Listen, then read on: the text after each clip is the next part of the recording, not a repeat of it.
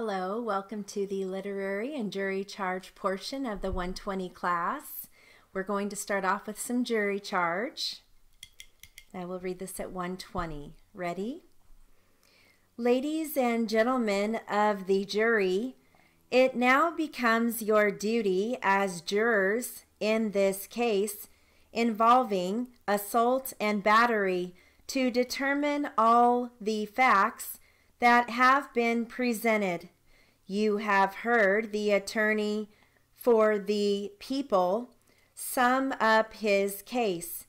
You have heard the attorney for the defense make his summation to you.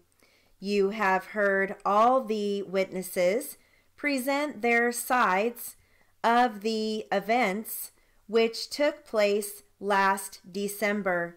You must remember that the defendant is presumed to be innocent until proven guilty.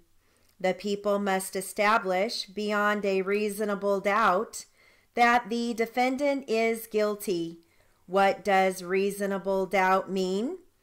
Based on the evidence presented, it means a doubt based on or upon reason. You must be reasonably certain that this defendant is guilty. You must have no doubts as to his guilt. You must feel certain that he is guilty beyond all reasonable doubt. Okay. I'm going to read to you some information, fun facts for the day. Here we go. Leon Bean was a hunter and fisherman from Maine with a keen mind for business. In the early 1900s, frustrated by his leaky hunting boots, he set out to make better ones. Bean raised the money to manufacture 100 pairs of waterproof boots and offered a full refund to any dissatisfied customers. He quickly sold all 100 pairs, but 90 people asked for a refund. The rubber soles, new technology at the time, had developed cracks. Undeterred, Bean paid the United States Rubber Company for stronger rubber. With a better boot and a list of New England sportsmen obtained from public records of hunting licenses, Bean created the mail order L.L. Bean catalog. It was an instant success. Bean died at age 94 in 1967, a multi-millionaire. And then here's another fun fact or interesting fact. In 1983, a fleck of paint hit the Challenger space shuttle at 20,000 miles per hour, causing a crater in its windshield. So those are the interesting facts for the day. All right, I have more literary for you. Here we go. Mr. Martin bought the pack of Camels on Monday night in the most crowded cigar store on Broadway. It was theater time, and 7 or 8 men were buying cigarettes. The clerk didn't even glance at Mr. Martin, who put the pack in his overcoat pocket and went out. If any of the staff had seen him buy cigarettes, they would have been shocked, for it was generally known that Mr. Martin did not smoke and never had. No one saw him. It was just a week to the day since Mr. Martin had decided to rub out Mrs. Brown. The term rub out pleased him because it suggested nothing more than the correction of an error. In this case, an error of Mr. Weiler. Mr. Martin had spent each night of the past week working out his plan and examining it. As he walked home now, he went over it again. For the 100th time, he resented the margin of guesswork that entered into the business. The project, as he had worked it out, was casual and bold. The risks were considerable. Something might go wrong anywhere along the line. And there lay the cunning of his scheme. No one would ever see in it the dull, painstaking hand of Mr. Martin, head of the filing department, of whom Mr. Weiler had once said, "Man is fallible, but Martin isn't." No one would see his hand, that is, unless it were caught in the act. Sitting in his apartment, drinking a glass of milk, Mr. Martin reviewed his case against Mrs. Brown, as he had every night for 7 nights. He began at the beginning. Old Roberts, the head chief, had introduced her as the new head advisor to the president of the firm. The woman had appalled Mr. Martin instantly, but he hadn't shown it. He had given her his hand, a look of concentration, and a faint smile. "Well," she had said, looking at the papers on his desk, "are you lifting the cart out of the ditch?" As Mr. Martin recalled that moment over his milk, he moved silently. He must keep his mind on her crimes as a head advisor, not on her personality. This he found difficult to do, in spite of entering an objection and sustaining it. The faults of the woman as a woman kept moving on in his mind like an unruly witness.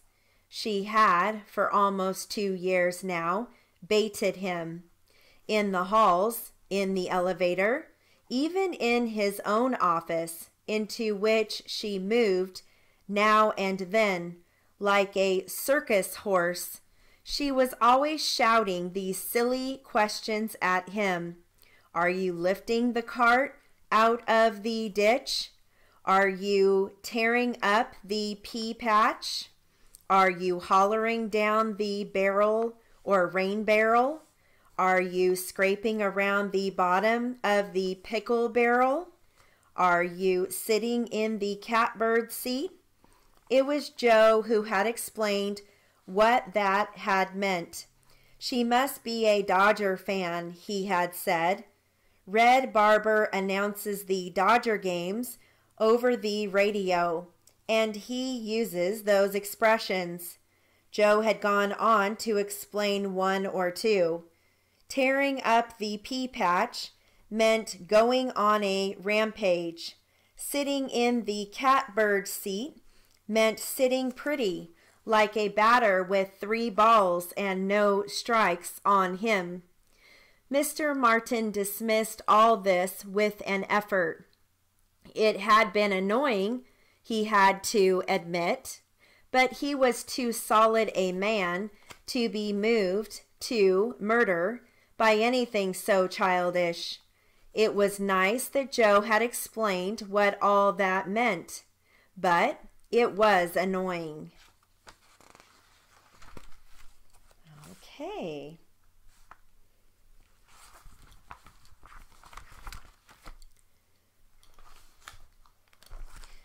I'm going to move on to some legal terms and a paragraph. You're going to hear plaintiff, which I write PLF, prosecuting, I write that as PR final G, judge, initial J, violated, bench, Prosecute is initial PR. Defense, DEFS. Prosecutor, PR final R. Attorney, TORN. Federal, defendant, I write that as DEFT. Court, jurisprudence, I write that as JURS, come back for PRUNS, jurisprudence. Statute, justice, and philosophy. I'm going to read this once at 100 and again at 120. Ready? Here we go. The plaintiff is represented by the prosecuting attorney. The prosecuting attorney conducts cases on behalf of the state or the people. The defense attorney represents the defendant.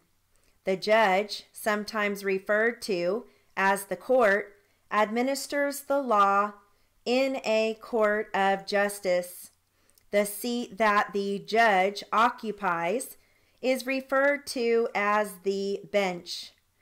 The science or the philosophy of the law is referred to as jurisprudence.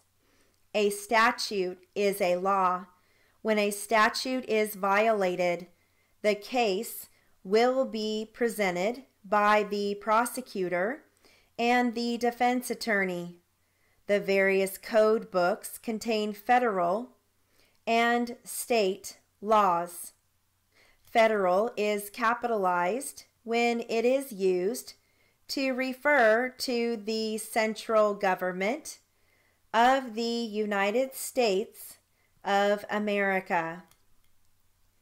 Okay, now I'm going to read this again, but now I will read it at 120. Ready?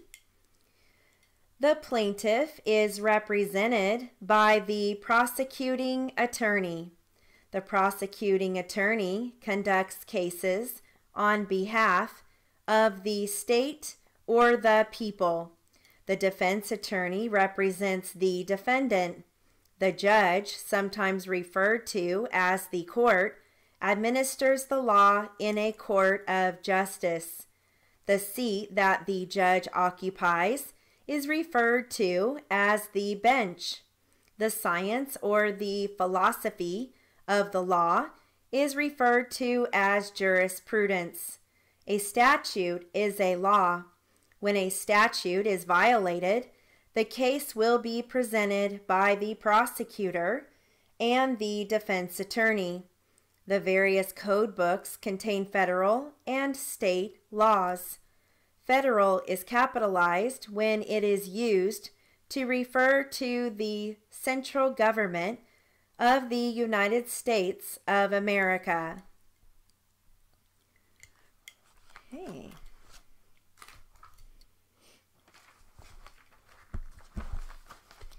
My next article is called Probation Kiosks, High-Tech Supervision. Ready? In 2007, probation authorities in New York City began experimenting with the use of probation kiosks designed to lower probation officer caseloads. 15 electronic kiosks, similar in design to automated teller machines, were soon scattered throughout the city. This allows probationers to check in with probation officers by placing their palms on a specially designed surface and by answering questions presented on a flashing screen. The kiosks identify probationers by the shape and size of their hands, which were previously scanned into the system. Probationers are then prompted to press yes or no in response to questions like these. Have you moved recently? Have you been arrested again? Do you need to see a probation officer? Meetings with officers can be scheduled directly from the kiosk. Probation officers use a computer to monitor data sent from the kiosk and can zero in on individual probationers who are having problems, prompting more personal attention. By the time the system is fully operational, as many as 30,000 low-risk probationers, about 1/3 of New York City's total, will report through kiosks. Kiosks have already yielded positive results, according to New York City probation officer Jeannie Bogans. Before the kiosk, said Bogans, she was swamped by the administrative details required to track the 250 offenders in her caseload. Kiosks allow her to track nonviolent, older offenders with a minimum of time and effort, and she now focuses most of her attention on the relatively few violent youths who are also part of her caseload, meeting with them and their families twice weekly in small group sessions. Bogans even goes to family funerals and graduations, making youthful offenders feel like they are getting special attention. But it can be done only when you have 30 cases as opposed to 200, says Bogans. New York's use of kiosks is being watched closely by other probation and parole agencies around the country as they face swelling caseloads and shrinking budgets. Some jurisdictions, like Marion County, Indiana, have installed similar machines. Under its expedited caseload program, Marion County, home to the city of Indianapolis, reports lowering the number of hours required of its probation officers for caseload supervision. Since its inception, says county officials, the expedited caseload program, which accepts offenders convicted of nonviolent and less serious crimes, has taken more than 650 cases that would have otherwise gone to the regular probation caseloads. This is a savings of between 15 and 20 cases per casework officer over a 2-month period. The most recently available statistics show that about 4 million probationers were monitored through kiosks in 2011. Other jurisdictions have taken different steps to automate their probation systems. Denver and Seattle, for example, are using 900 numbers through which probationers can report. However, critics charge that without personal supervision, probationers are more likely to reoffend, an assertion that is essentially untested.